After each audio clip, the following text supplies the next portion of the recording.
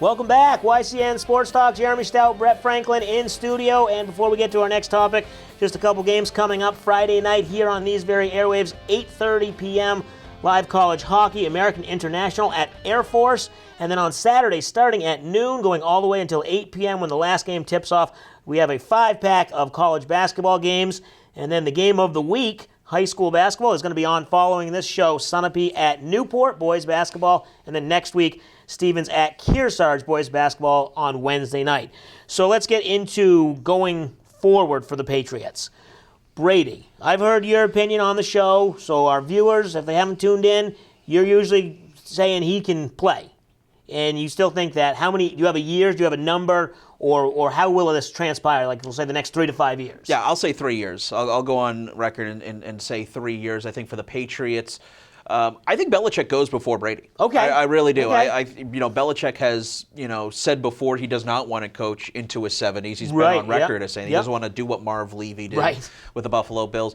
Brady, for the most part of this season, I thought it was a revenge factor. I thought it was to try to solidify. I just think he enjoys playing football. Oh, no, I completely agree with you. I just think he likes being a competitive guy. Yep. So I think he'll continue to play. The thing is, though, we all know the end of a quarterback's tenure, it's never pretty. Right. But then again, we don't know what, Tom Brady's never had an off season. Yes. Like as far as playing bad. So, I mean, what do we determine is good and how do we determine the fall off, I guess is the question. But I think Belichick goes before Brady. Now, whether or not Brady stays as a Patriot after the 3 years, that's a whole other issue. And I agree with you because at the beginning of this season, I said 4 seasons, counting this one. So now minus this one, I would agree with you, 3 seasons left. I think they can win another Super Bowl. I think the AFC East is still there very much for the taking for the foreseeable future, couple years.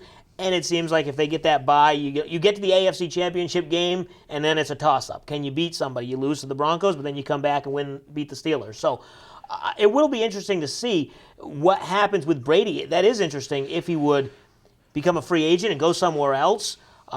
So you're saying that maybe once Belichick retires and Brady says, maybe I'll go somewhere else. Do you think the Patriots, where do you think they are with Garoppolo? Is he going to be next? If it's 3 years, will Garoppolo still be around? No, he won't. Okay. I think Brissett's the next guy. I think they like what they saw from him. Yeah. Remember, Brissett, his role model when he was in high school in Florida was Bill Parcells. And, of course, Bill Belichick coming from the Bill Parcells tree, that holds a lot of meaning for Bill Belichick. So I think it's Jacoby Brissett. He's locked up for a little bit more.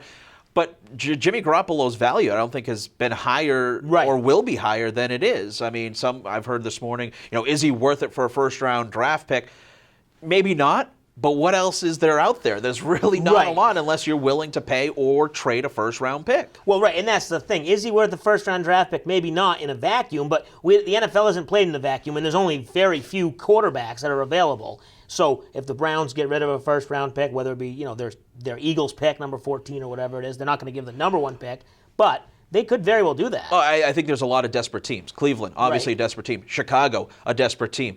San Francisco desperately needs a quarterback. There are some desperate teams out there, and I don't think teams are willing to sift that out through the draft. They're always looking for the next Tom Brady late in the rounds, but you're not going to find it. And just looking at some of the early draft projections, I mean, there's a lot of question marks with the quarterbacks that are coming out. So I think if you're the Patriots, you've got a lot of leverage here in saying that we got a guy who's played in the NFL. It's only a small sample, but it was a good sample. Oh, yeah, it was. And that might be enough bait to get another desperate team to do it. Okay, let's recap for next season quickly. The free agents, they have Hightower, Butler, Sheard. Yep.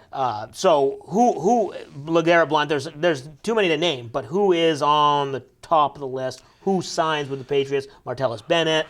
Where do you see the rankings, so to speak? Yeah, I think top on the list is going to be restructuring deal for Malcolm Butler. Okay, I think Dante Hightower is going to be a guy, because if you franchise tag him, there's different rules now, and he could be earning somewhere between $13 and $14 million.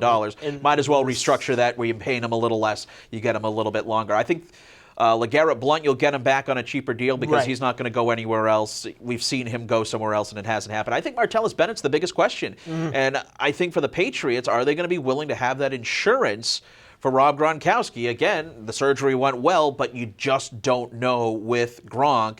And Bennett's is a nice backup. But He's early 30s. This is his last big contract that he could be coming up for. He wants to get paid. And it's been interesting after the post-Super Bowl. Some interesting comments. I don't know if it's just, Martellus Bennettism, with some of his quotes. Up, yeah. But I think he sniffs the market. He knows he's going to make some money. But does he want to win again? That's going to be the big question. Okay, we got to go. But will there be a rematch opening night, Patriots-Falcons? As we saw last year, it just happens to be that's the division they're playing, like we saw Panthers and Broncos. The NFL doesn't schedule this. They don't know who's going to be in play. But will the Patriots open up with the Falcons at home? I'm going to say right now, yes. I think the bigger question is, will Roger Goodell show up on Thursday night? True. He has historically shown up on those Thursday night openers. This will be the last chance. He had his chance in the championship games. He didn't do it. This will be the last chance. There's no chance. If he does not show up to Gillette Stadium, then that means it's gotten to him. Right, exactly. All right, we'll take a break here. When we come back, we'll talk about our Valley Regional Healthcare Prescription Playbook. You're watching YCN Sports Talk.